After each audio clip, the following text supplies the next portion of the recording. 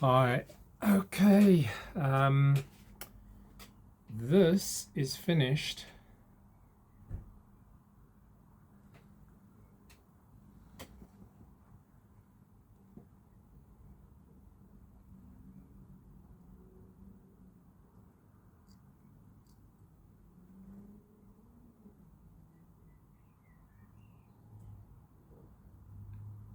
Props are on, wheels are in, a little bit of paint here and there, a little bit on the exhausts. Not extremely well done, but for a resurrection, I think it's totally fine. I quite like the color scheme. It's I found decals which just happen to sort of fit well enough, like here on the engines. That one's got a very yellow backing. That's not a tattoo, that's a decal. But it's okay. I mean, this is not meant to look like an absolutely brand spanking model. So that's another one finished. I had to put in new sort of propeller shafts, a little bit of a hassle, but anyway, that's all done. Oh, the little Series 1 Typhoon wings done. Well, when I say done, I mean they're glued, still a bit of cleaning to do. Actually totally fine. Obviously they've got the very thick trailing edges, but that's no problem for what it is. And one of the wings, the left wing, had a very nice mating surface to the fuselage and not much play, hardly anything, so very impressive there. The other wing, I had to do a little bit of scraping and cleaning to get a sort of similar join there. This one, however, does have a little bit of wiggle there, so what I'll do is glue this wing on, which has got a very snug fit. Oh, actually this one's also got a little bit. Well, I need the top surface to be touching, so a good top surface join. Let's just be careful about this again.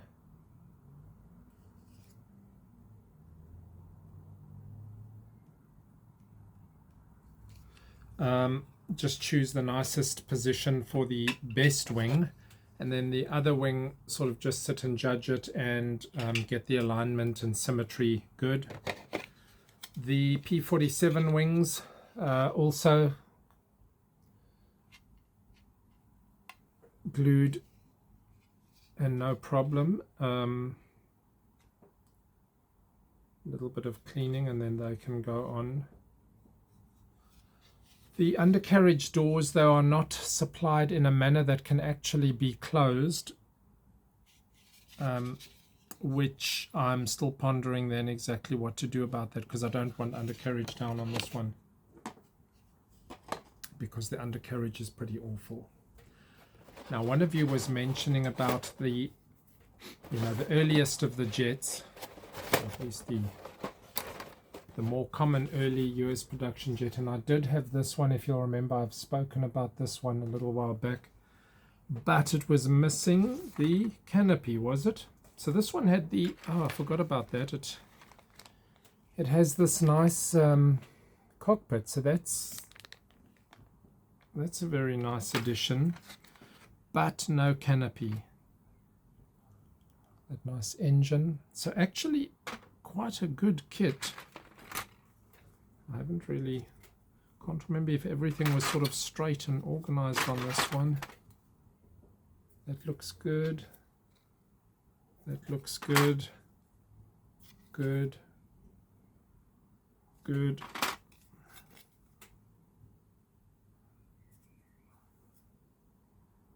Looks good enough.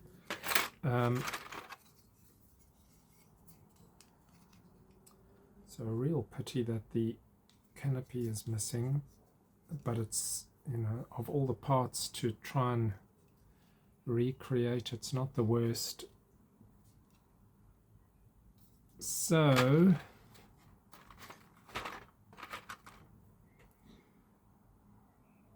I'm not lining this one up yet, but I'm just saying I do have it, and who knows, one day when a canopy will make itself known. Just checking that it's not accidentally in this packet. No, it's actually very nice extras there.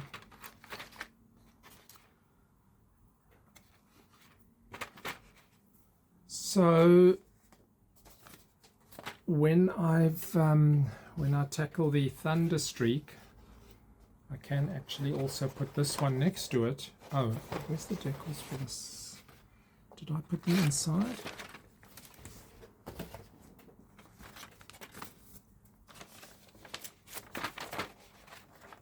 So yes, that's the decal. So actually good condition, and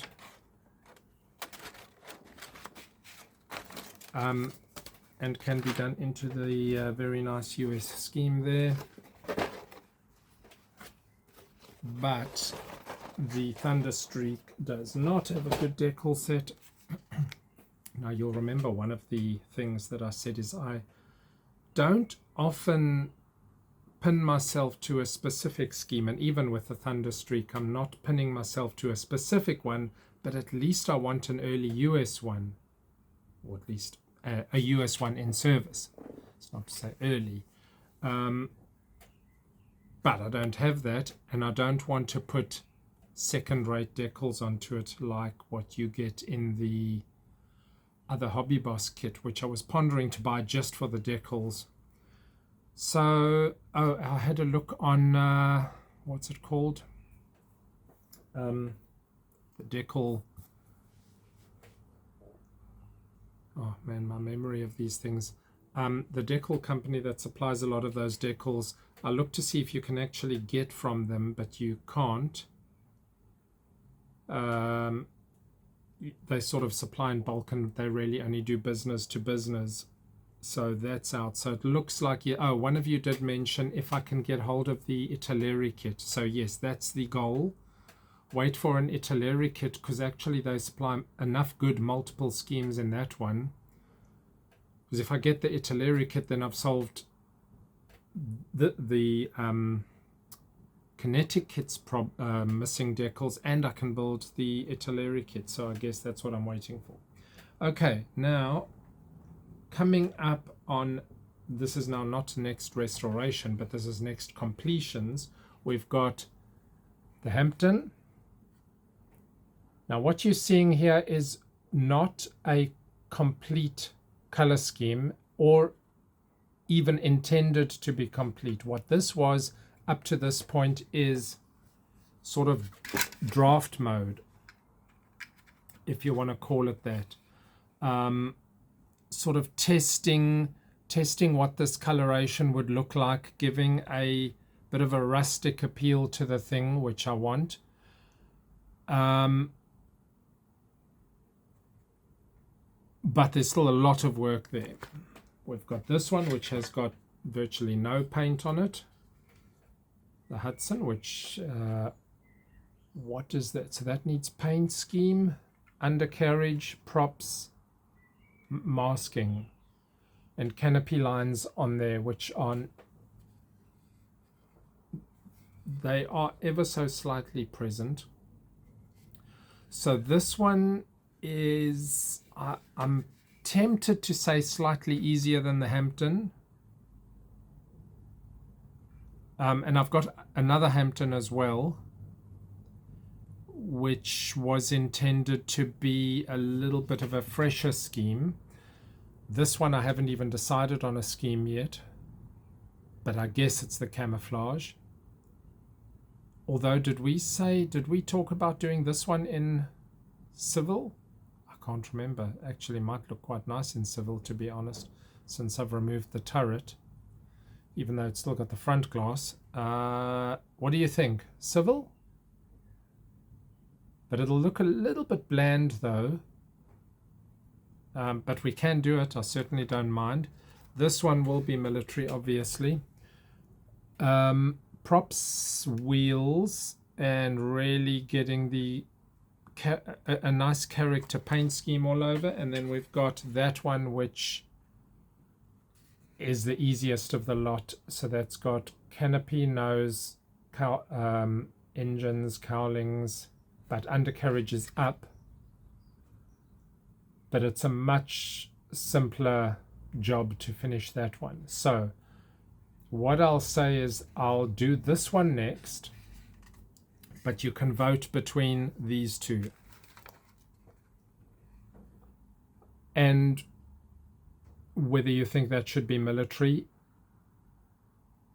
This one pretty much is going to be this scheme, but it's exactly how I'm going to handle it. I want something interesting. This has been sanded down, so there's not going to be really any specific rivet pattern visible that I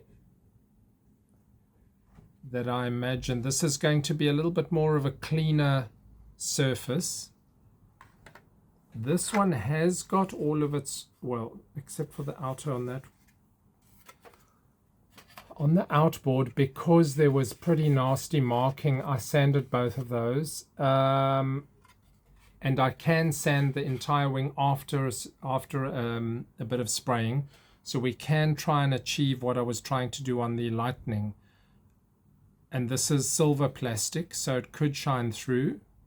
So we can get a rivet area, a rivet detail in some areas, but for instance on the top where I've already filled and sprayed a little bit of silver over there, we've lost that detail, but it's not the worst. I think this one can be made, apart from the fact that these glass pieces are really not very transparent, and the main windows have all got that dimple in them.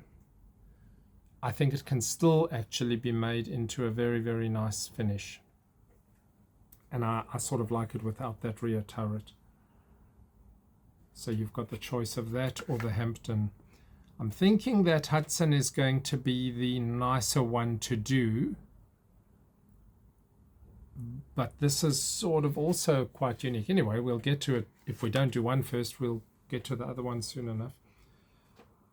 I haven't decided on a color scheme for this one yet, but I guess it's going to be very similar.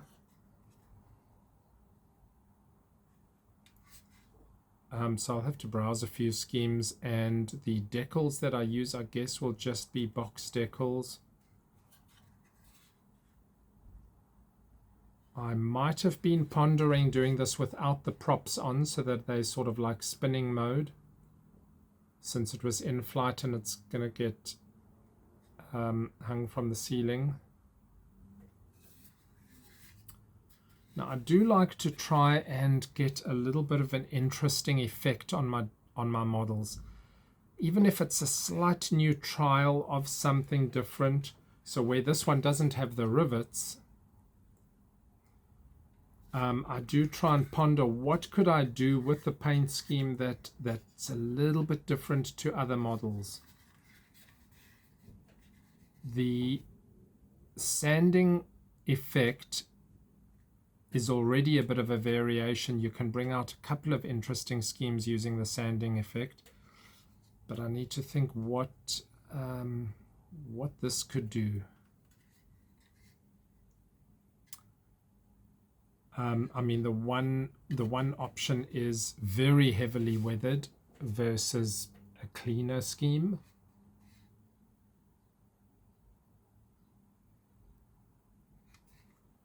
So I'll have to go and look. I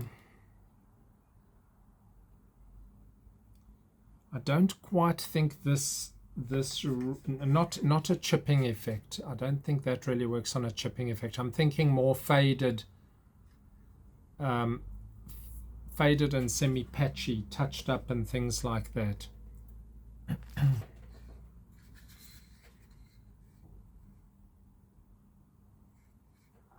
This one was intended to be a museum aircraft standing outside, very deteriorated, on its undercarriage, with markings on, but you know, pretty old looking. That's what the thought was with that one. That's why the other one would be a more fresher in-service one. Oh, the one thing I did slightly differently on this one so far, that's not to say it's going to stay, is the green is a more light and faded green than usual, and possibly that brown is as well. So yes, that sort of reminds me a little bit as to what I was doing there. So this one really is aimed at being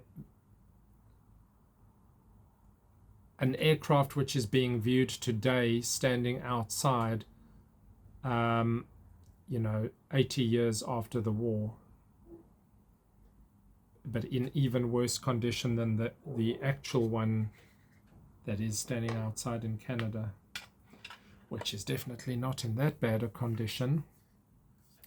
While I do have another model of this, I don't actually intend to build another Hudson for the foreseeable future or at all. So this is the one and only Hudson, which means it's worth getting a nice finish on this, using those rivets to best effect.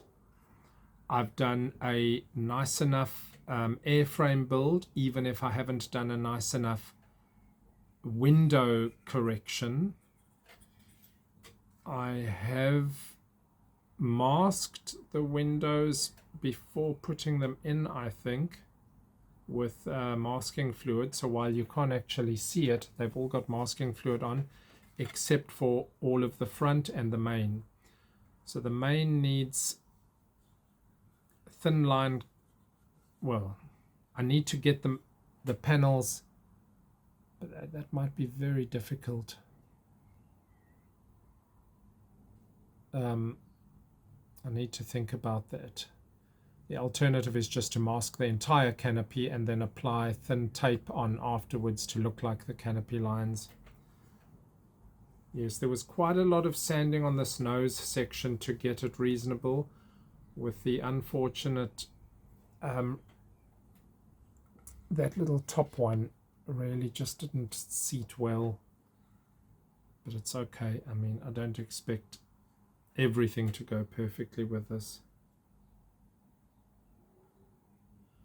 What would be nice if I did a second one, here's a little bit of an example of what I was trying to get rid of on the upper surface. So you can see they've got huge sink marks as well as the ejector pin marks. So what I've tried to do was just get a nice good enough effect. There was even some card, you can see, that was put in there.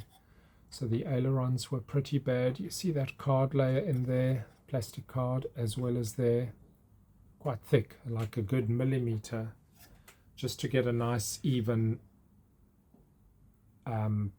profile on that wing. So I do need to go and actually get, refresh my memory on the schemes for all of these. That one will use the standard decals that come with the kit, as will the Hampden, as will the Beaufighter. The Sky Servant, of course, is next to get its decals on.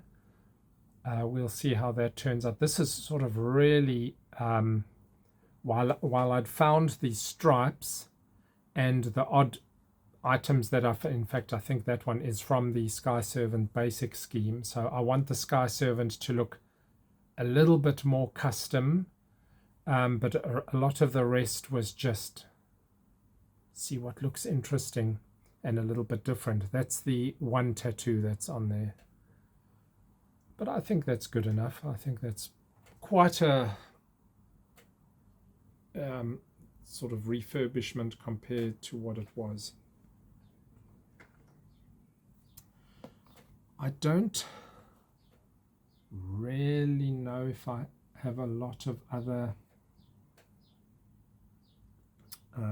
restorations like that. Now, one of you did say, and I guess that's another one that's coming up, and that doesn't count as a restoration, that just counts as getting the decals on, is don't try and treat the whole kit to a gloss coat. Try and just sort of minimize the areas where decals are going to go on. Get the gloss layer so the decals can get on, put them on, and then matte it again, which I think is the right approach. And I'll take it carefully with that. I don't want to mess that up. But that one's not just at the moment, but we will deal with that sometime soon. So Beaufighter being the easier job, and then you vote for what you think would be a good one next. Okay, I am off to inside and see what I can get busy on. Happy modeling.